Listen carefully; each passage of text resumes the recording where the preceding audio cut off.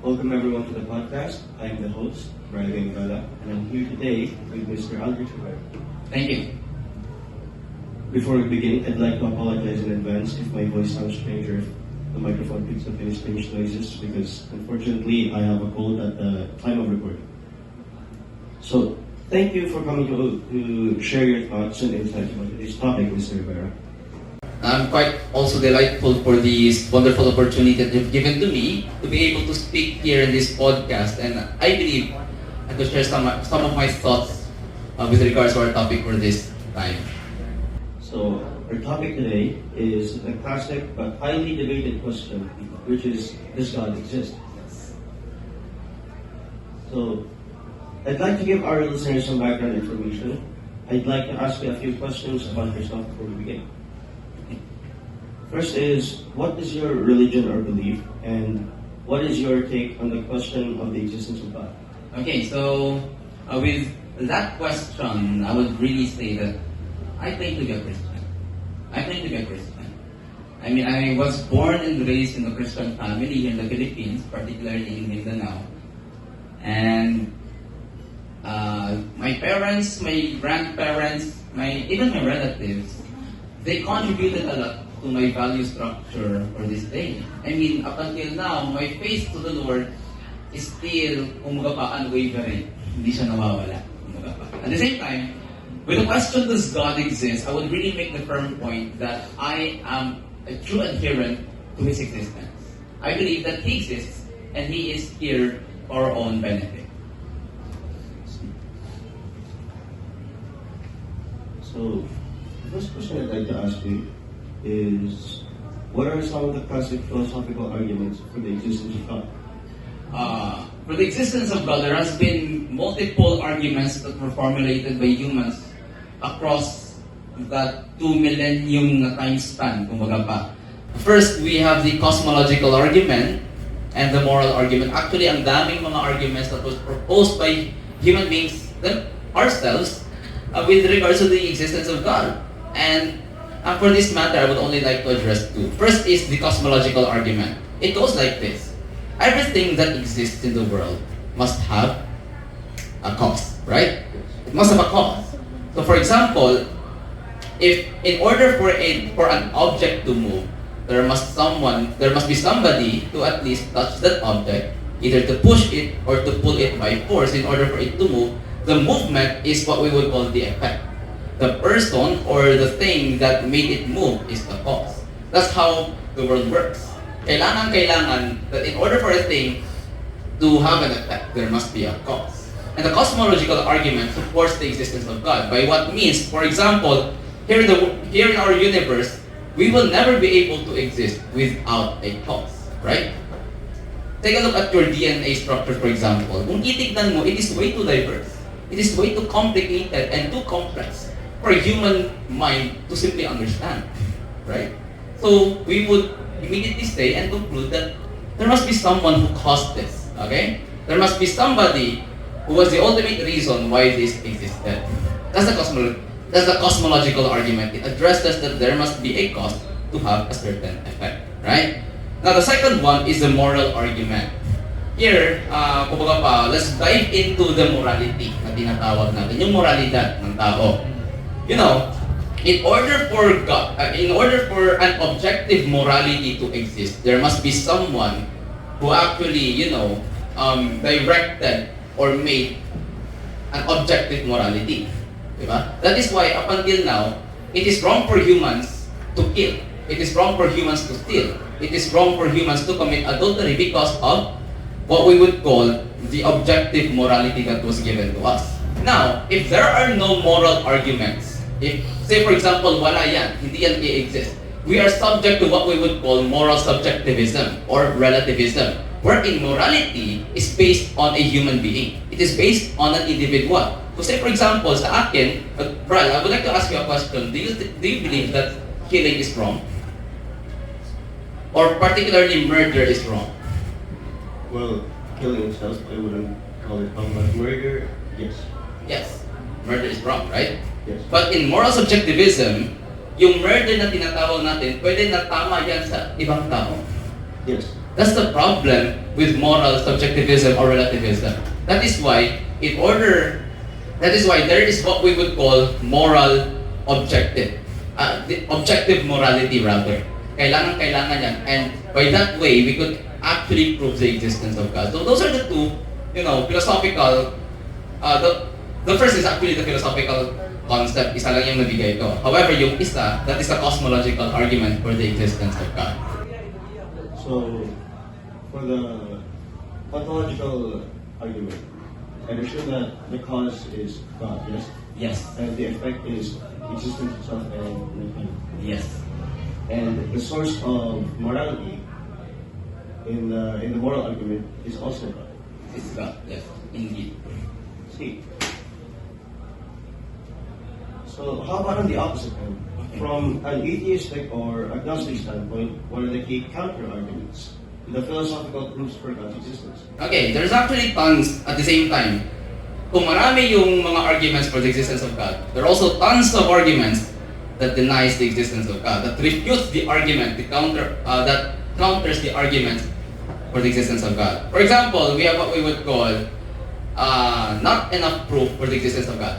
Diba?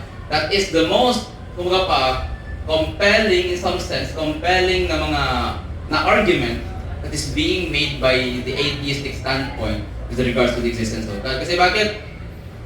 Wala naman talagang enough proof, sabi, according to them, there's no enough proof for the existence of God. Like, saan ba dito sa mundo natin makikita that there's actually a definite proof na andyan yung Panginoon? That the God that we worship, that I worship, is actually present. That's according to them. And by that way, masasabi nila, they would conclude that God does not exist. That He does not exist. At the same time, not just that. There's what we would call the presence of injustice, and at the same time, evil, suffering in the world. They would say that, how can a benevolent God, a good and loving God, how can His existence be a proof na yung mundo na create niya, mayroong evil, mayroong pain, mayroong suffering? Anuhin mo yan, di ba? It is counterintuitive. Hindi siya nagatugma. It is contradicting. That is why atheists would conclude that indeed there is no God. That is their argument for it. Yes. Relating to this,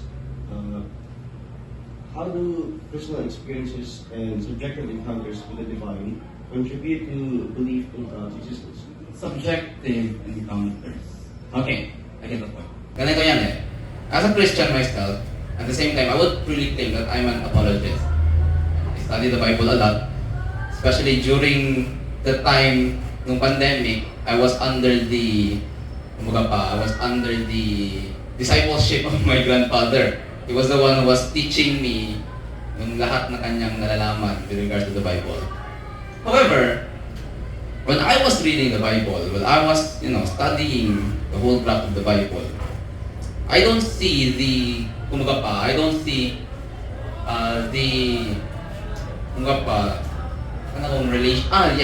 see the relation of having subjective experiences to the existence of God. Because according to what I've learned and according to what I at least comprehend, coming from studying the Bible, it does not exist anymore. The visions that is being claimed by other people today is not true. It's an illusion. It is by means of emotionalism, di ba? Actually, even atheists would laugh at Christians who claim to have visions wherein they would see that on their deathbed, nakikita nila yung Panginoon na nag-a-appear sa kanila. Have you heard of those experiences? Yes, I have. Di ba yung sinasabi nila, I've been, say for example, hypothetically saying, na na-disgrasya. And then while I was onto the emergency room, ano sinasabi nila? I saw a bright light coming from above. I saw a bright light and there was a voice speaking to me. And sinasabi na, you should live, you should be with me. Ganun ang mga ideas. And I don't really think that those points that they're being made, I don't think those are true. And I don't think that in itself would prove the existence of God. Because even the Bible itself would, kumbaga pa, even the Bible itself would refute those ideas that those things are not, those things are not present alone. If we would really base on what, if we would really think kung ano ba talaga yung definite evidence of the existence of God, we would use the Bible. The Bible, the scriptures itself is already good. It is already sufficient. 2 Timothy chapter 2 verses 3 to 17, by the way. The Bible itself is already sufficient for the existence of God. Hindi na yung mga visions, and I don't really think that it relates to the existence of His presence anymore. So the evidence is already written and clear, but in the form of the Bible. Yes, I would really say. And modern, I guess, what they say, experiences or encounters with the divine are not factual, but instead only affected or what's the word for this? Emotionalism. Based on emotionalism lang talaga yun. Hindi siya yung kumbaga purely based on facts. It is based on emotions alone. Yes. See, that's, I don't often see this being discussed by MPs. Yes. Because it's way too, it's way too sensitive sa kanila. That is why they don't really address that certain point. Okay? Especially with how emotionally attached people are to the subject, and they can to see these visions. I don't see many people addressing that. Maybe that there's maybe even a possibility that these visions are simply a product of emotion. Yes. How do you think cultural and historical factors shape different perspectives on the existence of God? Cultural factors and historical factors, right? Mm-hmm. Can you repeat that again to me? I'm sorry. So, how do you think cultural and historical factors have shaped different perspectives on the existence of God? Okay. Maybe because of the geographical landscape of the world, I believe that addresses yung mga, di ba, cultural and historical factors. I believe it addresses to certain parts of the world where they also have their own belief to the Lord, right? For example, in the Hindu tradition, they believe in, just correct me if I'm wrong, it's Brahman, right? Or Krishna. I think it's Krishna, the supreme being, according to them. At the same time, yung sa kabila, on the Buddhist tradition, they also believe in Krishna. Yung sa atin naman, dito sa Christianity, we believe in God. God the Father. Yung Panginoon. Yun yung pinapaniwalaan natin. And I believe that because of the geographical landscape, probably, this affected how people perceive the existence of God. Kasi ibang-ibang parte tayo sa mundo eh. Even indigenous people, they have their own belief to the Lord. It's just that they have another set of belief. At the same time, nagiging polytheistic sila, while on some cases, yung ibang mga religions nagiging monotheistic. Islam, Christianity, Judaism, those are monotheistic religions. Yung Buddhist, yung Hinduism, Shintoism, mga Greek mythologies, those are polytheistic na mga religions. And I believe it is because of the geographical landscape in the world, and that's just my own preconceived thoughts, siguro. So, you're implying that their geographical locations and those factors are affecting their religions. Yes, I would really say so. Kasi iba-iba yung parte ng mundo eh. At the same time, yung historical factor, I forgot addressing the historical factor. Maybe because of the fact that people continuously would conquer other places, di ba? And so, because of that historical account, there have been an influence to their own belief to the Lord, di ba? Say, for example, yung Islam. Do you know how Islam flourished? It is because of gaining more land. Yan yung ginawa nila eh. We have the Abbasid Caliphate. Actually, dalawang caliphate yun. I just forgot the first one. So because of that influence, it brought Islam into Europe. That influenced their belief to God. In fact, nakaabot sila doon sa may, they were able to conquer the Iberian Peninsula. Yung Iberian Peninsula, it composes of Spain and Portugal.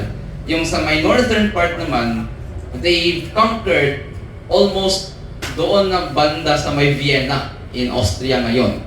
Doon sila sa Vienna nag-stop because of the strong influence of Christianity. Kasi yung mga Catholics at that time, they were really strong with regards to their own military power. That is why sila din yung nag-fend off ng mga Islam. But, ng mga Muslims rather. But by the way, those are probably the reasons why it affects, kung bakit, those were the factors kung bakit yung different parts of the world have their own belief and set of values. So, that included colonization, immigration. Yes, I would really say it involves colonialism. Another question I have is, what role does faith play in the discussion of the existence of God? And how do religious individuals reconcile the absence of empirical evidence with their deeply held convictions? First, let us define what is faith. By you, Brad, what do you think faith is? From basing on the meaning that I've been told right there, faith is unconditional belief, whether there is solid empirical evidence or not. Okay.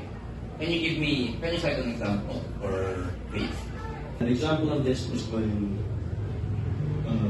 people in the church of Algebra, they would tell me to believe things, the commands of God and Jesus, and His words, without empirical evidence, or let's say advice and instructions. They would tell me to follow these things, but they wouldn't show me the evidence as to why these things are righteous. But they would tell me to simply believe because He's God. Okay. Actually, I disagree with your point with faith. I don't think that is faith. That's what we would call blind faith. It's apart from what we would call faith. Diba? According to Richard Dawkins, a very prominent atheist, he would define faith as something that a person would believe without any empirical evidence. According to the atheistic perspective, that is what we would call faith. However, that is not what we would call biblical faith. Malayo doon yung tinatawag nating biblical faith, because biblical faith itself involves what we would call evidence. Kailangan niya ng evidence. How can I prove that? Actually, if we would go and open the scriptures, let's go to the book of Isaiah chapter 1 verse 18. Nakikita natin doon, ang sabi ng Panginoon, let us reason out together. Let us reason out together. Very explicitly stated by God. Reason out. Hindi yun blind faith.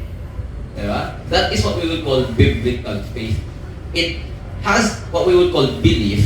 It has the element of belief, but at the same time, with what we would call reasoning. May rason. In short, mayroon niyang evidence.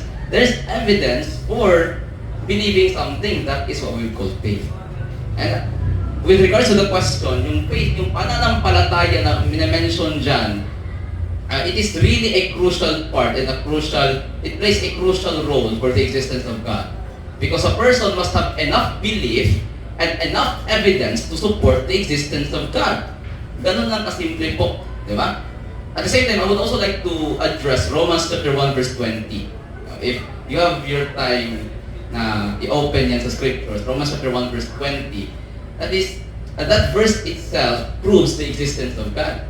Yung ini-address dyan ni Apostle Paul to the Roman church is very simple. He tries to indicate that just by looking at everything, just by looking outside, just by looking at another person, at another plant, or itong sofa bed na inuupuan ko ngayon, this in itself is the proof, is the evidence of the existence of God. This is the evidence, therefore we must have the belief and we must have that belief for the existence of God. Ganon lang po kasimple. That is why yung faith na tinatawag, before we would address faith, let us first define what is faith, There must be an accurate definition of what we would call faith, and at the same time make a conclusion. Argue for faith muna. Define what is faith, argue for faith, and then make a conclusion out of your reason, out of your argument for faith. That is why it is truly it plays a crucial role for the existence of God. So reasoning and evidence is in fact encouraged by the Bible. Yes. Yes. Kailangan yan. Because if you believe without anything, that is what we call blind faith. Hindi yan tama. Sumusunod ka lang na walang rason. Blind faith is incomplete. Blind faith is incomplete. That is indeed true. That is why kailangan may evidence yan. Okay? May evidence yan. Kaya sabi ng Panginoon, Isaiah 1 verse 18, let us reason out together. Reason out. Mag-rason tayo. Ganon. Relating to evidence, Okay. how do you interpret religious texts? Okay. How does this interpretation inform your understanding of the existence of God? With regards to religious texts, actually there has been too many religious texts. Diba? Na makikita mo, we have Quran, for example, Yes. written by Muhammad. Then, and then at the same time, meron pa yan silang mga suras, and then, may parts pa yan sila. At the same time, in the Judaistic religion, they have what we would call Torah. Yung Torah, it contains the basic principles of Judaism. And in Christianity, we have the Bible. Now, it is important for everyone to interpret this clearly. Kailangan nila na this religious text, they must be able to comprehend this. And actually, with that being said, kailangan na yung element ng comparison is present. The element of comparison must be present when interpreting this religious text. Because these are very valuable when it comes to proving the existence of God. Diba? Because you just cannot, ganito kasi yung idea, you cannot prove the existence of God if you would use Quran, the 5 Vedas of Hinduism, and the Bible. That is not possible. Because those mentioned texts would contradict each other. Diba? That is why, when it comes to interpreting this text, there must be, isa lang na basis na gagamitin mo for the existence of God. By that way, you're being fully equipped for giving a reason to somebody who questions the existence of God. And so the element of comparison must be present in order for you to find ano ba yung pinaka-accurate na religious text that you can see and that is present in our world today. So, you compare the religious texts. Yes. And you take the most accurate one. Yes. And that is the basis. Yes, because that is the only way for us to find what we would call truth. And truth is not relative. Truth is objective. Yes. Truth is a standard. Diba? It is objective. And so, in order for us to find that objective truth, we should be able to compare the ideas here on our world for us to come up with the truth. And by the way, John 8 verse 32, and truth set us free. Ano na po? So, the next question is, this one is asked quite often. It is also highly debated. Can the existence of suffering and evil be reconciled with the concept of an all-powerful and benevolent God? Yes. In the Christian tradition, it has been believed, 1 John 4 verse 18, if I'm not mistaken, tama ba yung verse ko, that God is love. Right? Therefore, He is a benevolent God. He's a good God. With the question being addressed, it tries to undermine how can a benevolent God exist despite His creation being enveloped in pure evil, di ba? In the world, sige Brian, matitignan mo, what is the most evil thing na nalaman mo dito sa mundo? I suppose humans. Humans? Okay. Humans. Particularly, ano yung act ng mga tao that makes them evil? Kumbaga pa. Prideful and hateful acts. Hateful acts. Now this is the thing. Do you think God caused that? No. No. Right? Hindi. Hindi kaya yan ng Panginoon. But why does it exist? That is the atheist perspective. Why does it exist? Mabuti naman siya. He's a benevolent God. He's a good God. How can His creation suffer in pure evil? At the same time, they would also address yung mga bata. How can innocent child die from sickness? Diba? How can they die?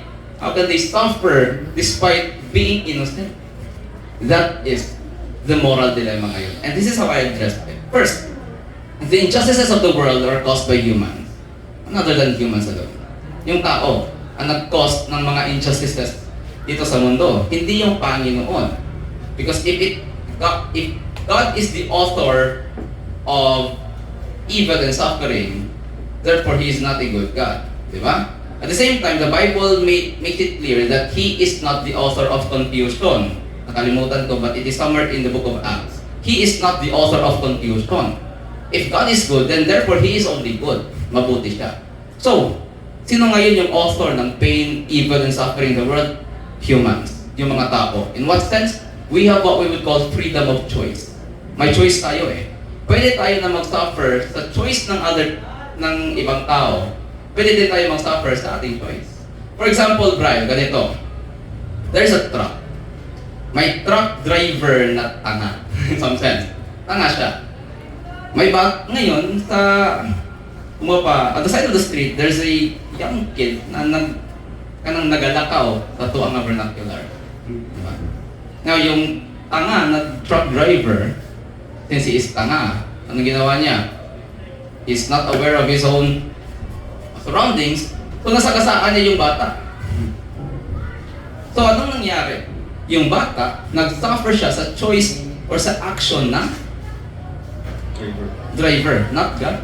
Hindi yun yung Panginoon. We have our own freedom of choice. Diba? At the same time, sige Brian, isipin mo, we're addressing suffering here.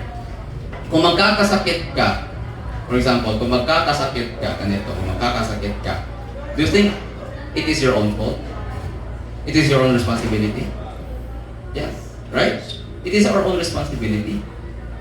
Atin yan na kasalanan, hindi yan ang Panginoon. Why would we address God sa ganito na instant? Right? It is our own choice kung bakit tayo naging ganito, and we must be accountable for it. Diba?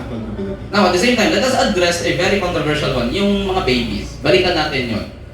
Sige, Brian, I would like to ask you a question. Do you think na tama sa kanila na mag-suffer? No. No. Why? Because they don't have free will yet. They don't have free will yet. They are innocent. No, innocent na sila. Hindi sila, no. Ngayon, ito yung reason.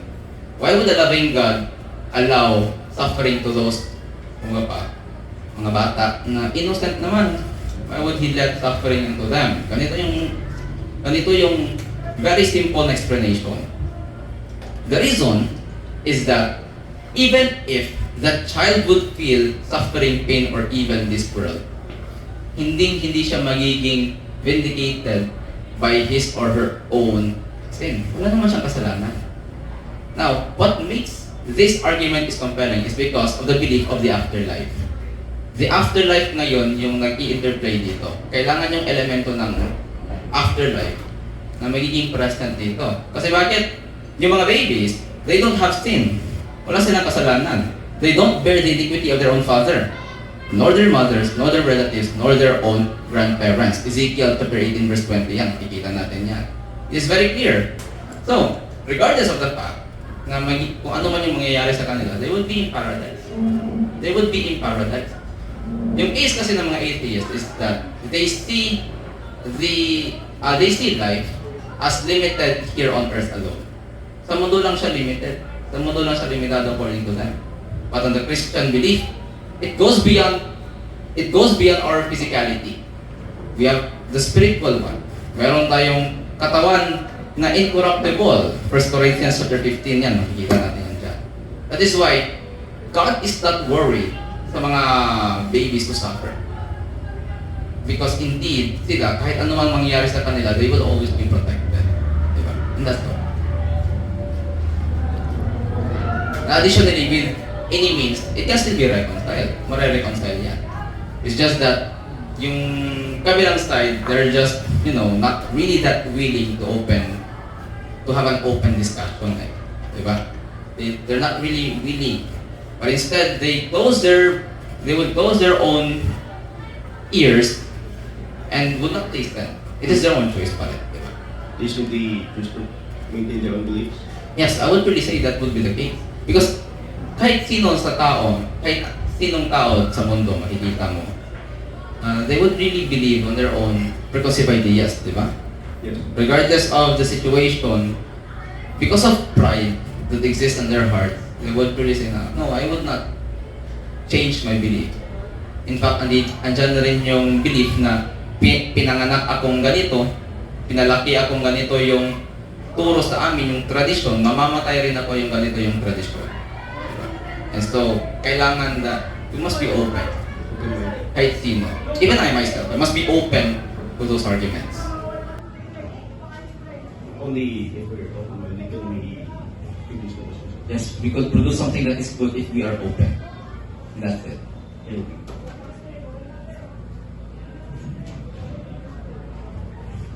So the next question I have is, how do different religions, traditions, and belief systems approach the diversity of religious experiences and interpretations? Actually, that's quite hard. Mahirap yan. Because there are so many factors. Diba? Ang dami. May religion na ganito. May religion na ganyan. Yung other religion na naman is ganito. And so it would be complicated. It would be confusing. What would be my answer? It's very simple. Compare all of them. That's it. We should compare everything. We should compare everything that we can see in this world in order for us to gain truth. We must be truth seekers di ba? Kailangan natin na hanapin kung ano ba yung tama and what do we think is just. Di ba? That is why debates exist. Yung mga debate, nag-exist sila, yung mga argumentations, they exist in order for us to find truth, in order for us to find common ground. Now, at the same time, I would still say that those beliefs are still important in some sense.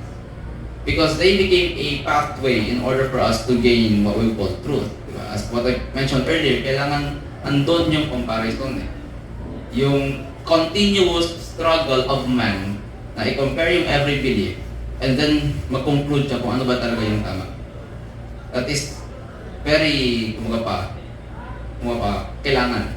It is indeed very needful for every human being to address. So, always comparison. Comparison. Kailangan natin yan. We cannot live without that thing. Kailangan talaga natin yan. Comparison is key to finding The best, the truth. And so far, to me, and I would always say this, I would always claim this, that I've already found the truth. I found the truth immediately. In fact, the Bible in itself is already clear what is the truth. Kung titignan mo, John 17:17, sabi ng Panginoon, sanctify them through thy word is truth. You sanctify those people through the word. Ano yung word? That is the word of God. Now, hindi natapos doon yung statement ng Panginoon, ng ating Panginoon sa Kristo. What he said?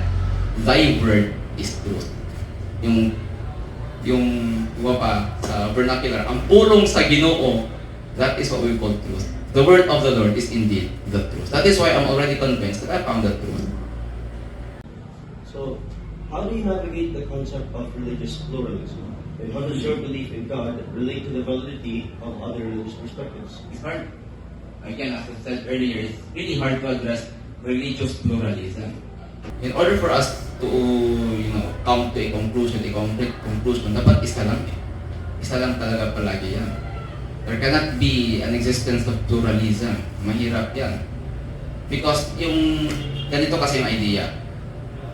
We have what we would call opinion and truth. Yung opinion, it can be anything, it can be any form. However, yung truth, it must be objective. Now here, we are addressing truth And so, if we would interplay religious pluralism, it would be really hard. Mahirap yan. If we would just validate everyone's belief, it would be really hard. Kasi bakit? The indigenous people would believe that there are multiple gods. We would validate that. At the same time, we would also validate the Muslim faith, the Islamic faith, that there is Allah. There is only a monotheistic God. It would be hard. Mahirap. Do you believe, Brian, we could really reconcile yung belief? We could validate everyone's belief? Not all of them. No. Di ba? Why? Why do you think so? Because, well, in that case, we try to do that, the principle of comparing things to find the best or to find the truth, it falls apart. It falls apart, yes. And it's really hard, di ba? We could just validate everything and everything and everything. Then we would go into society na walang stand. Because we would just end up keep on validating. Sige, pang-validate. Okay, that's a good belief. Go on with that. No. Mahirap yan. Diba? Mahirap yan. We would disagree. Ganito.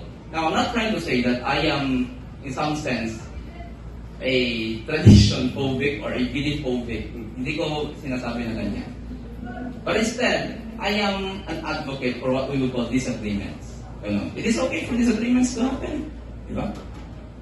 There must, kumupang yung pinapakita ko, wala na pang validation, but instead, we must be open for a debate, for an argumentation.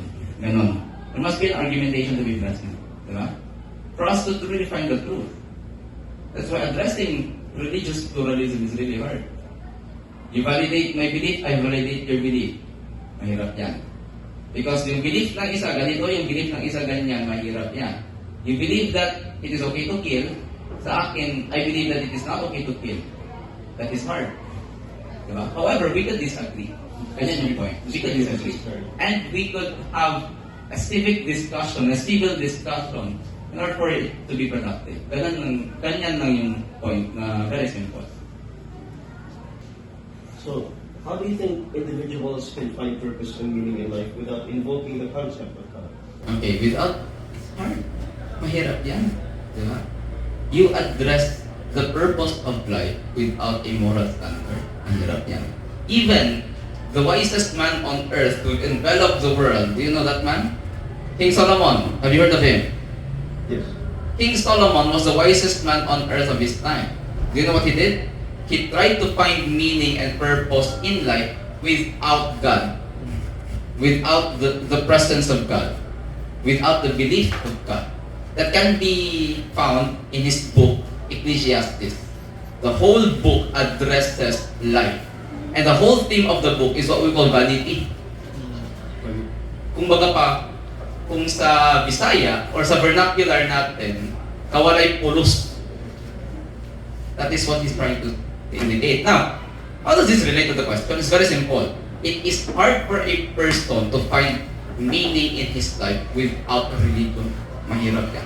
That is why even I myself, who believes in Christianity, I would truly say that religion is very important. Kahit anong religion yan.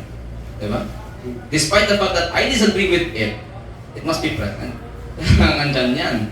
Dapat present yan in order for us to have room, aside from having a room for disagreement, in order for them to find purpose. Diba? Mahirap eh. Mahirap. Even, if you go back to the book of Ecclesiastes, King Solomon, anong nangyari sa kanya? He was a king, he was the richest man, he was the wisest king. At the same time, he has the most, he has an unbeaten record of the most wives and concubines. In 1 Kings 11 verse 3, you would find that King Solomon has 700 wives and 300 concubines. Natin mo? Diba? Every day, iba-iba. But that is accurate. Yet, King Solomon himself was not able to find meaning with that.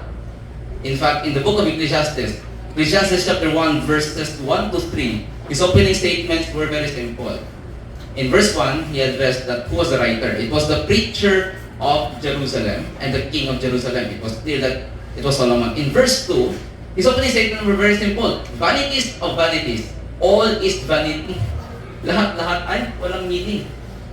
Because of having no, belief in the Lord.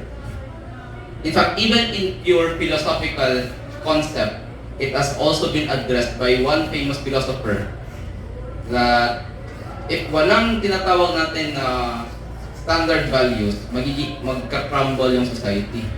Because wala nang meaning eh. Do you know that? Can you guess kung sino yun na philosopher? I do. It's Friedrich Nietzsche. It's Friedrich Nietzsche. Have you heard of his phrase, God is dead? Yes. The term God is dead does not literally mean that God is indeed dead. But he is trying to say that because of the rise of the natural sciences of their time, makikita mo that yung Panginoon